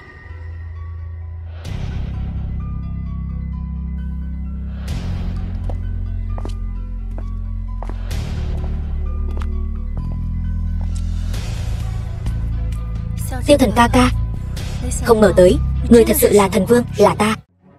Thì ra hắn thật sự là thần vương cao cao tại thượng. Ta chỉ là một tên hề. Tiêu Thần. Tiêu Thần thật sự là thần vương. An gia chúng ta đã làm gì với hắn? Thần vương tận tâm tận lực giúp đỡ An gia chúng ta. An gia lại sỉ nhục hắn, chia rẽ hắn và Diệu Y. An gia trên dưới trừ Diệu Y, chúng ta đều là kẻ ngu, đồ mù quáng. Ngươi nói đúng, trong An gia trên dưới cũng chỉ có An Diệu Y là không mù quáng. Nực cười là các ngươi ngồi trên ngai vàng chí tôn thần vương mà không cần, lại đi nịnh bợ cái gì Trương gia Triệu thiếu. Thật sự nực cười đến cực điểm. Tiêu rồi, ta lại đắc tội với thần vương. Vậy ta sẽ ngủ không có chỗ chôn sao? Không đúng. Nghị thiếu. Nghị thiếu là Tiêu Gia Long thái tử, trọng đồng thánh giả. Nghị thiếu cứu ta. Không thể nào. Ta không tin. Tiêu Thần hắn dựa vào cái gì? Rõ ràng Tiêu Nghị ta mới là khí vận Sở Châu, nhất đại thiên kiêu. Tiêu Nghị, ngươi còn muốn cáo mượn oai hùng, lợi dụng thần vương. Chút trò vặt của ngươi trong mắt thần vương chỉ là trò cười. Không, ngươi câm miệng cho ta. Cái gì mà chiến tướng, chí tôn thần vương? Ta không tin. Ta không tin ngươi là thần vương. Rõ ràng Tiêu Nghị ta thiên sinh trọng đồng, sinh ra đã có thiên địa dị tượng, 3 tuổi bắt đầu tu luyện, còn đoạt được chí tôn cốt của tên phế vật ngươi dưới sự ủng hộ của gia tộc.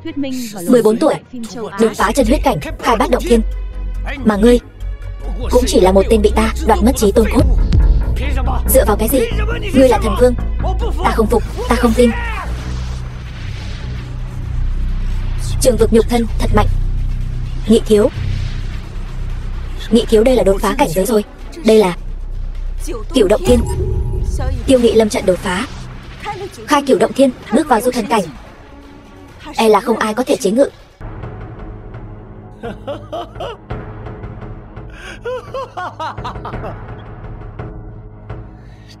Chí tôn thần vương, đậu xanh. Huynh trưởng tốt của ta, hôm nay nếu không phải người tạo áp lực cho ta, ta thật sự không thể đột phá du thần cảnh. Ngươi nói ta có phải nên cảm ơn ngươi không?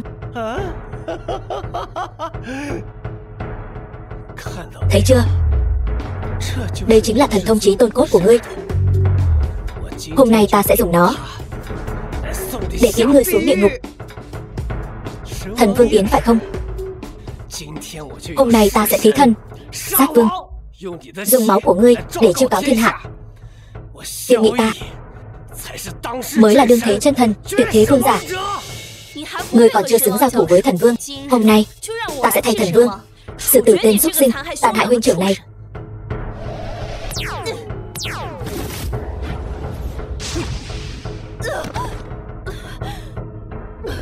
Thiên Phượng chiến tướng là ngũ tinh chiến tướng, thực lực cường đại, thậm chí còn hơn ta một bậc. Vậy mà bị Tiêu Nghị một chiêu đánh bại. Thần vương thuộc hạ vô năng. Hắn lâm trận đột phá, bước vào du thần cảnh. Ngươi không phải đối thủ của hắn, không cần tự trách. Đây chính là uy lực của du thần cảnh sao? Tiếp theo đến lượt ngươi, huynh trưởng tốt của ta. Khi còn nhỏ, ta đã đoạt chí tôn cốt của huynh. Bây giờ hãy ngủ dưới chí tôn cốt của huynh đi. Mấy hôm trước, tứ đại chí tôn cũng từng nói thế. Sau đó, bọn họ đều đi đời cả, bớt nói nhảm. Thượng thương chi thủ, cầu dịch vạn thế.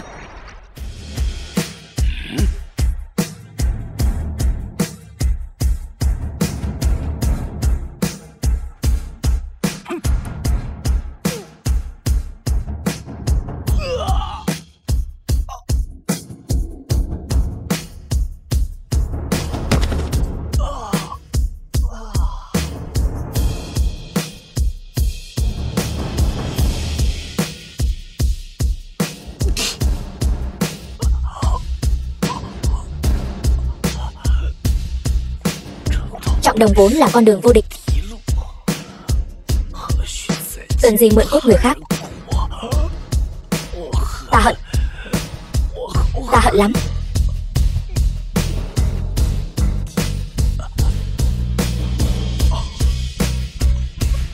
Ngươi vẫn chưa hiểu sao? Ngươi tưởng đoạt được trí tôn cốt của ta chính là thiên sinh trí tôn rồi sao? Ta nói cho ngươi biết, chính thiên sinh trí tôn tạo nên trí tôn cốt. Không phải có trí tôn cốt mới gọi là thiên sinh trí tôn.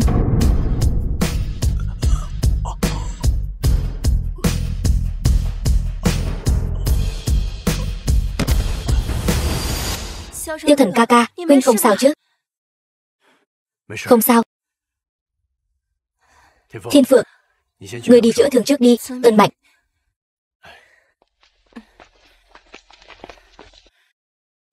Diệu Y, muội có đồng ý gả cho ta không? Ta nguyện ý dùng cả đời để bảo vệ muội.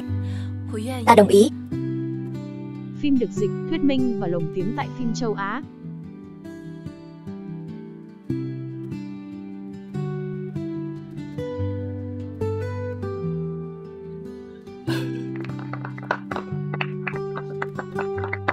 Tốt lắm.